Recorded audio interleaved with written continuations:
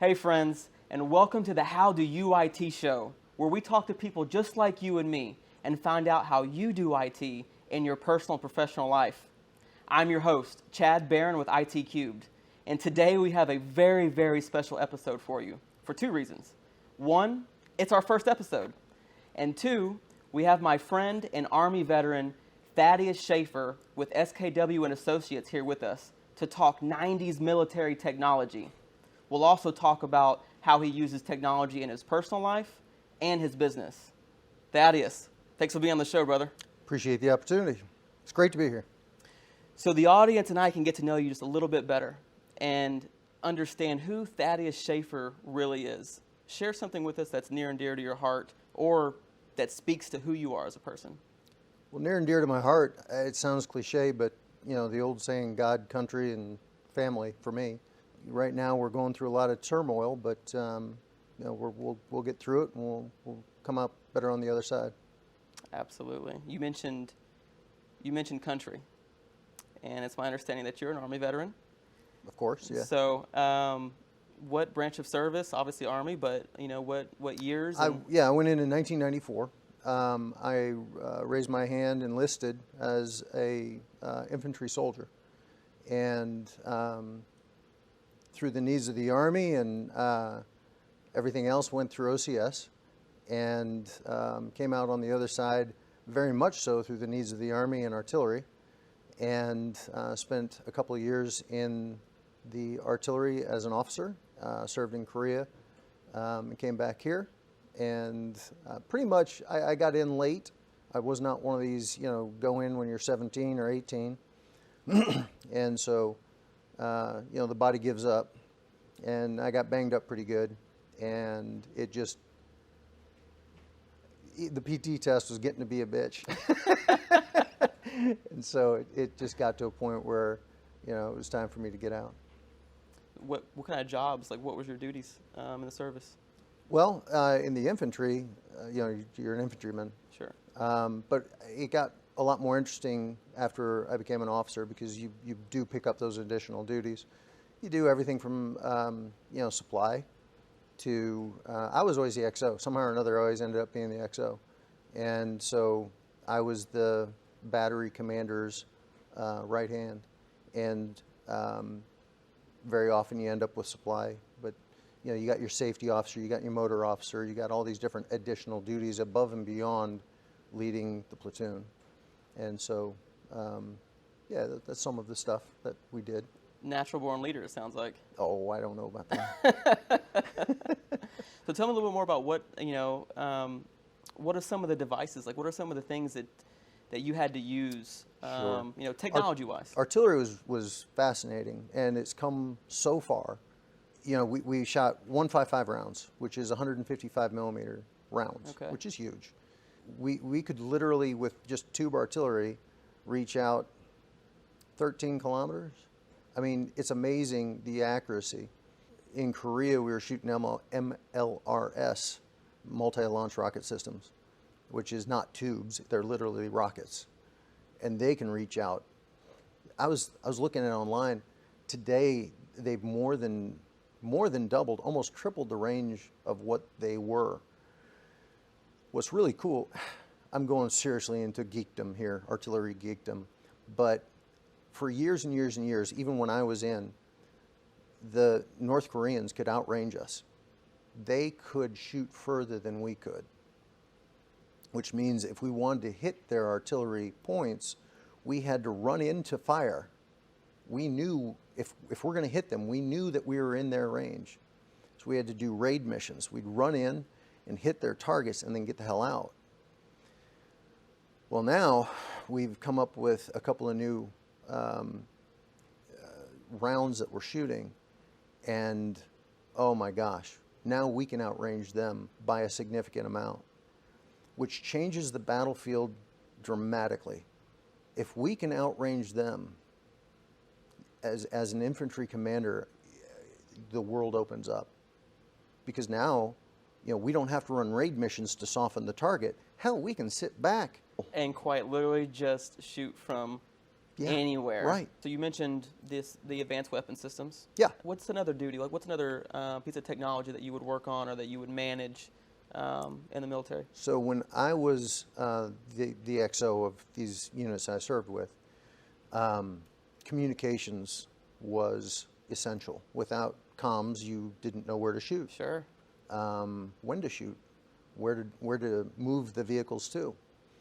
And so as the XO, I had a bank of 8 radios, and the radios themselves were a piece of just marveling science back in the day. Since then, we've moved on to different generations of that radio and now to a whole new system. But what made this system unique, back in the day when the guys in Vietnam were running around, you literally ran a wire. If you didn't run a wire and you were working on off the antennas, if they are out of sight, you might not be able to actually have comms with them. Wow, the radio systems back then were terrible, and worse yet, if an enemy got the radio, they could listen in. They could just, if they knew English, boy, they had you. Well, I'm sure they did. I'm sure they had translators. Absolutely. So what the U.S. put together was a frequency hopping radio, to where every fraction of a second it would switch frequencies. The only way to make this work is to make all the radios within that battery or that battalion be hopping at the exact same time, and by exact I do mean exact. Yeah, it would have to be quite literally to the fraction of the second. Yes. So they're all hopping at the same time in the same order to different frequencies. And so you, as a bad guy, could be listening in to a frequency and you'd get like a fraction of a second of communication, and then it would go blank again. And so everybody in the battalion would have to take their radio, plug a load into it. That load told it the frequency with which to hop to, how often to hop there, and in what order to hop. Wow. And so you've got literally hundreds of radios all hopping at the exact same second, fraction of a second. How is that even possible? To be able to sync that many devices to that precise of a... That one tool, and it was a handheld, basically probably the equivalent today of like a thumb drive. Okay. You'd plug it into the radio and hit a few things and load that information into the radio. The radio would then recognize what to do. I'm not an IT guy, but it was amazing. And what was really crazy is you never got any static. You never missed anything. It was seamless. So your battery, which is in my world artillery, a company, had their own radio. The battalion had their own radio. The general support had their own radio. I was monitoring 6 radios, and we always had 2 on hand just in case one were to freak out. So yeah, I drove the vehicle that died first because my vehicle was equipped with like 8 antennas off the top. Oh, the battery and all of the electricity that had to go to this. So everybody, all the bad guys would just look for all the antennas and shoot that one first. Yeah, right. But yeah, the radios were and are amazing. The military likes to say we own the sky, but we also own the comms, and we own the night, and we own a good deal that the majority of the population does not understand. We own a great deal of the battlefield. Now, whether or not we have the will to use it, right, that's a whole nother issue. So was there anything else that you can think of that you had to work on while in the military that was technology based? We had an amazing computer system. Okay. So back in the day, and tube artillery has to do this. Well, back in the day, tube artillery had to do it. I think now they've got the computer system on their guns. I'm not sure. But a long time before I was in, the gunnery would literally map out everything on a map in a vehicle. They'd map out where they were, where the target was, the trajectory. They'd have to run MET, which is meteorological information. What's the temperature? What's the wind? What's the wind speed? Humidity? Everything, because you're shooting a long ways. Curvature of the earth is taken into account. Yeah, I bet. And movement of the earth. I mean, it's amazing. Anyways, we developed a computer system that would do all this for us. Yeah, that computer system was modified. I had a commander that tested the gun system that is now used from the air. Somebody had the genius idea of putting a 155 howitzer, which if you ever can go online and look at how big that gun is and look at the recoil that it kicks, it's amazing. Anyway, somebody had the bright idea of putting a howitzer in a C-130 to see what we could do with it. Wow.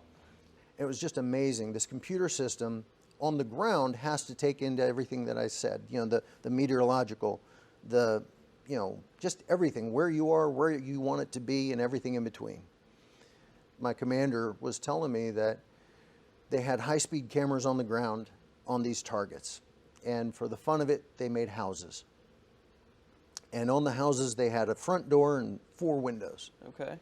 And each window they put a cross, so you got 4 panes. And they started out saying, all right, hit this house. And they had the high-speed camera, and they showed the round coming in and hit the house. They said, wow, that was really accurate. How about hitting the left side of the next house? Sure enough, they hit the left side. They got to the point where they were shooting for a window. Then they went to shooting for a pane of the window. Oh, my gosh. And they were hitting it. And they were hitting it consistently. From the air. From the air. And now I'm not talking about 1,000 feet in the air. I'm talking about you can't see it. You can't even see the plane from the ground. I mean, it's way up there. And because what they have to do is they have to get out of the range of the air, ground to air. So they fly above it. And so they just rain hell down. All done by the computer system. Amazing computer system. Now, that was in the 90s. What are we doing today? Probably stuff that makes everything that I just said like dinosaur. I can imagine. And that's one really cool thing is that the technology just moves so fast. Oh, technology in every industry. Yeah. I can't even begin to fathom. I never saw it. Where the military, where the technology that the military is using is now, and of course we're not going to know, but no, but still, we'll know in 10 years. We'll know in 10 years, yeah. So we can talk about this now. All right, Thaddeus, we're going to switch gears on you a bit. Okay. Let's talk about your personal life. No, but seriously, we're talking about how you do IT, how you use technology, and all the things we've talked about in your past in the 90s and how the military used technology back then, and of course we have no idea where it is today. But what's something that you use at home that revolves around technology? I was blessed in certainly my age, because when I was coming up, that's when Bill Gates actually sat down and said, "Hey, this box can do computations. It's pretty cool, and I think I'll make an operating system to work in it." And how old? Not to get into the age thing, but where were you in your adolescence? Whenever technology started becoming a thing. Right. So in the late 70s, I was in 4th grade when I was in 4-H. I was a city boy, so I couldn't go, do stuff on the farm. So they created a 4-H that was more city boyish. Okay. And we had a group called the Pathfinders in Ohio that they were doing things with this box, and it had a screen, and you could make it do math stuff, which I always loved math, so it was really interesting to me. Well, it turned out these computer things were pretty handy. And so, I mean, I was building computers at a very young age. You're kidding. No. I did not know that about you. Oh, yeah. We, that was part of the Pathfinder thing was, okay, inside this box, and you have to think now, this is... Oh, sure, yeah. I mean, we didn't even have disk drives. Right. I mean, it was really like banging rocks together. But I saw the whole progression, which is really cool. I was very much aware of it. When I went to college, I mean, I was like, when I went out to New Mexico, I was one of the only guys in the dorm that actually had a computer not only that I built. I mean, I was the only guy that had a computer, but I was one of the cool guys because I didn't have to have that modem that you took the receiver and plugged in. I actually had the one that you went into the wall with. Holy cow, that was really high speed. We had just gone from the big 5 1/4 floppy or 3, whatever, the big one to the little one. Yeah. Not the hard one. Oh, yeah. Still the flexible. 7.5 to the 5.5. Yeah. Just ridiculous. Looking back on it, it was just. And you had that in college. It was the one that you had built yourself. Correct. And what was cool about it, we didn't have, I mean, the internet was a thing. I mean, Al Gore made it, so sure. we have it. But it was, what it was back then was just school to school. Right. And so you'd go from, what are they called, billboards. You go from billboard to billboard, and you could communicate and you could request things and get information, and that was pretty dang cool back in the day. We also would have within the school our own network, and we were each given so much memory to have our projects and stuff, but that was only in the computer sciences. Your average student didn't have that. Okay, that makes sense. There were no accounts. There were no emails that everybody set up. God, I'm old. And then to see it all progress, you take it for granted. I mean, I was laughing on the way over here. I was thinking, we have one thing left that somebody a whole lot smarter than me is going to figure out that Star Trek provided for us. We've got our communicators. Yep. we can do all sorts of things with you. I hope I'm alive when Scotty pushes those knobs up, those sliders up, and teleports us. I want to be alive for that. We'll get there. Anyways, no, I've seen so many changes, and what people see today as changes is more memory and faster systems and all that. I mean, I remember going from monochrome to having color. That was a big deal. That was a very big deal. I had an orange screen, which was different than the green screen, and the white screen, where, I mean, I came from the dinosaur ages, and it's so cool to just see all the progression. Let's talk about business. SKW and Associates. Tell me about the company. Tell me, what does SKW and Associates do? Right. What we do, we return money to our clients that they have spent either in error or they have been billed for incorrectly. The majority of people really do not believe the impact that we can have. They tend to believe that their vendors are, and it's not fraud, it's not malicious, Sure. It's not intentional, but mistakes are made. Anytime a human being is interacting with a machine, there's an opportunity for an error. And that error can come in the most basic way of like a duplicate payment. But more often what we find is, per the contract, they are billing incorrectly. And so what we do is we sit down and we really, really read and understand the evolution of the contract. And then what we can do is we sit down and go through the transactions. Essentially what happens, the people, our clients, are watching a movie and they see Chris Pratt run in and he saves the day and he runs off the screen and they go, wow, that was a great movie. What I'm able to do is go frame by frame through that movie and see the times that the clock jumps ahead 6 hours, or Chris Pratt's in a different color shirt, or there's a new person in the background. How did he get there? What's he doing in the window? I can go frame by frame and make sure that each transaction is in accordance with the contract. To say the vast majority of the time it's not would be an understatement. I've recovered many, many millions of dollars for my clients, and that money goes straight to their bottom line. Yeah. It impacts them just directly. If there's a company out there and if they just have a staffed procurement group, I can probably help them. So these are contracts with vendors, right? And that you would pay for, goods, right? And services. Goods and services, yes.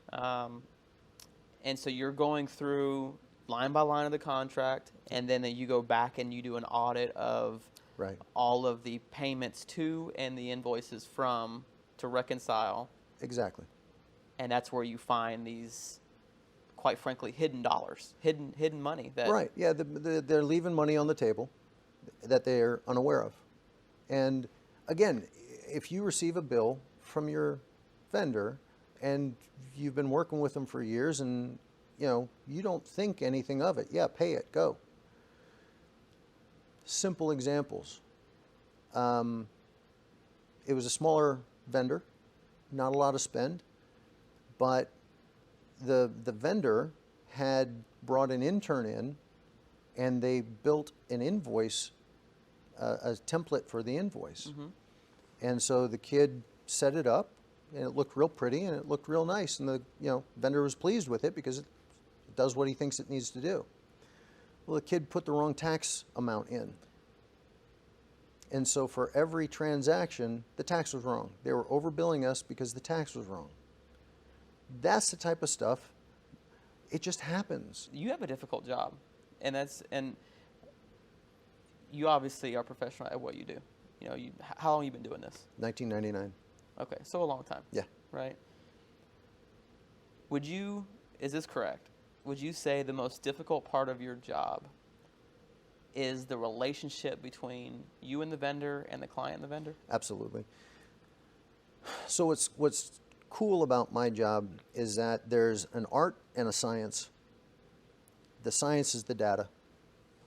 You go through the data, manipulating it, turning it over, doing everything that you have to do on the data side. That's the science. You can teach anyone interested to do it. The art side of it, that's something that can't be taught. That's the relationship stuff. And that is learning how to tell a CFO of a decent sized business that they overbilled the client $1.4 million and we need a check. How do you do that? How do you do it and get the money? How do you, and that's where the art comes in. Communication, learning to read people, finding out what the real issues are. How do you use technology to do your job? Oh my gosh. Well, that's like I said, the science is in the data. Sure. And Excel is laughed at, but I'm telling you that's a very powerful tool. Access is too. And we can manipulate data in ways that most people, they're just unaware that you can do it. The functions and the formulas that you can create and the tools within Excel to literally, in a couple of clicks, you have definitive, clear instances where there are issues. It's the manipulation of data today, and I know it's across many industries. Sure. If you're good at that, you've got a job. So you're saying that technology helps you identify everything. All the issues that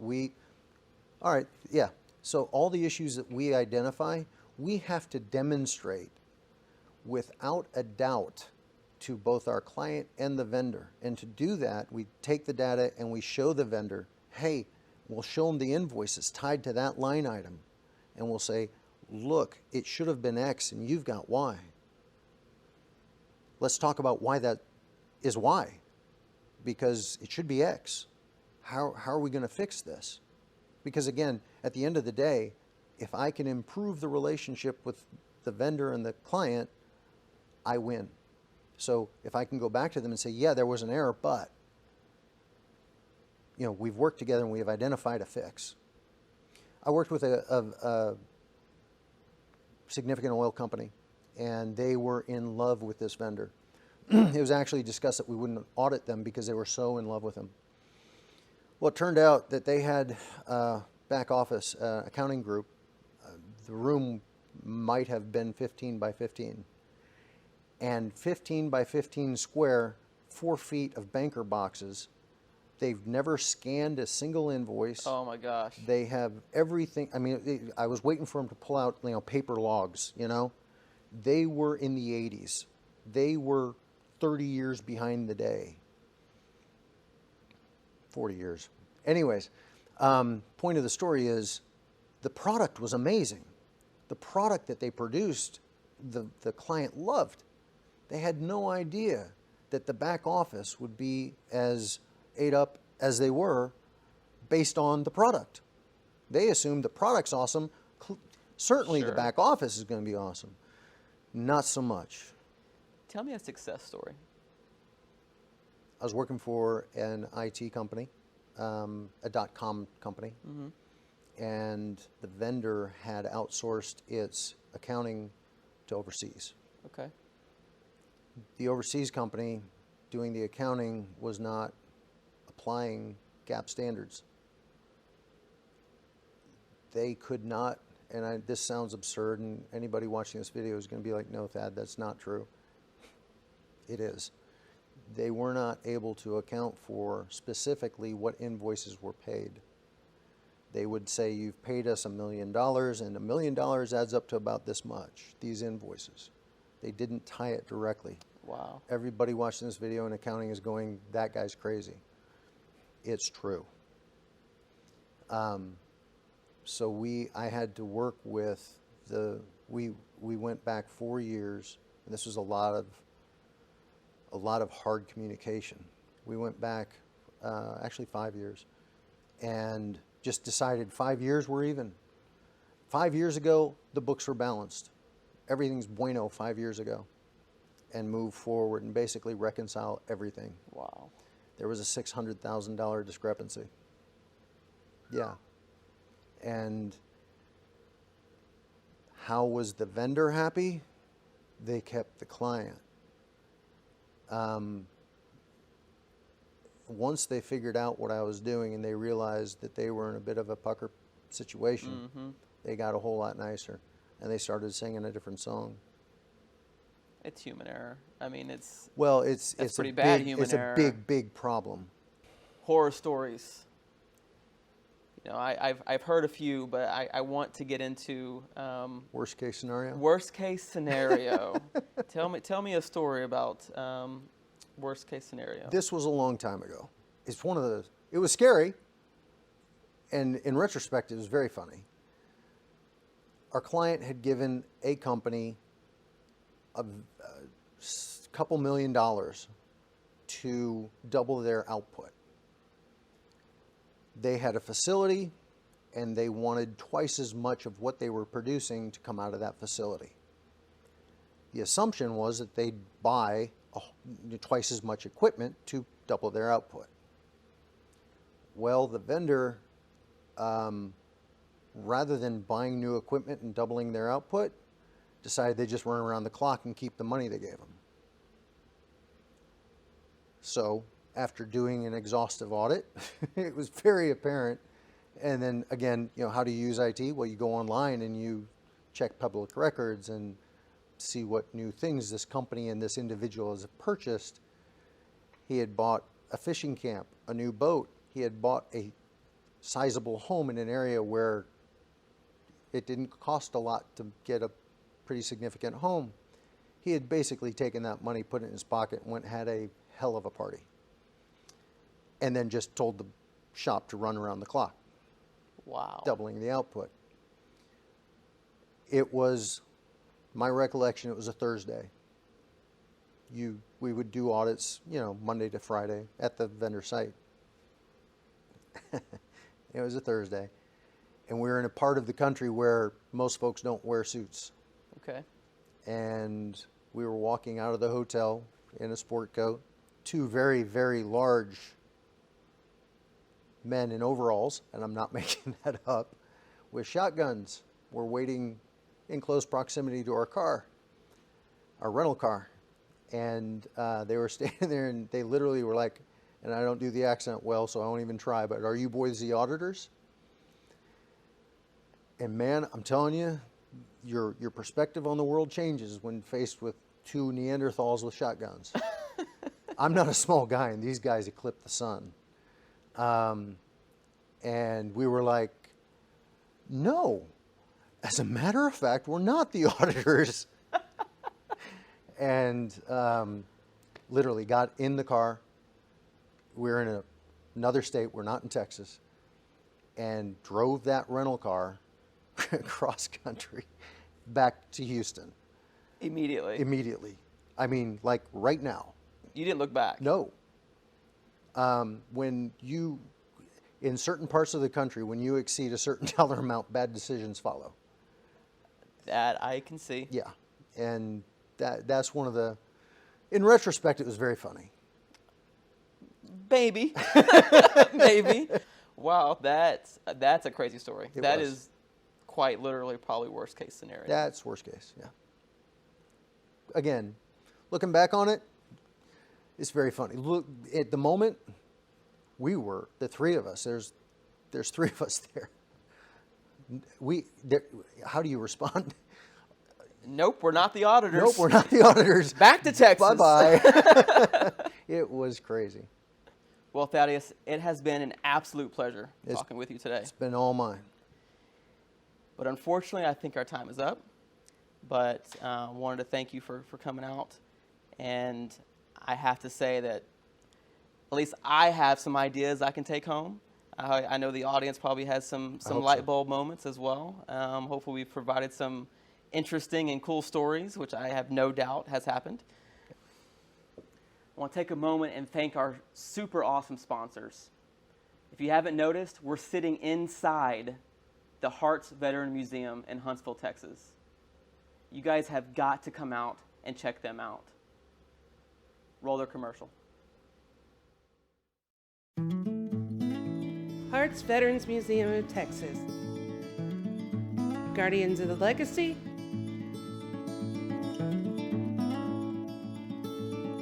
Appreciating the service. Honoring the fallen. Teaching the history.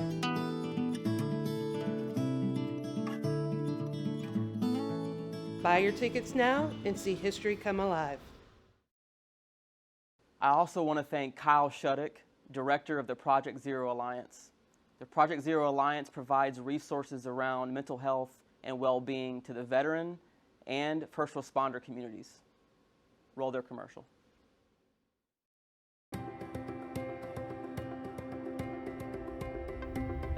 The Project Zero Alliance was founded to help first responders and veterans heal and overcome mental health challenges through adventure and cost-free professional therapy.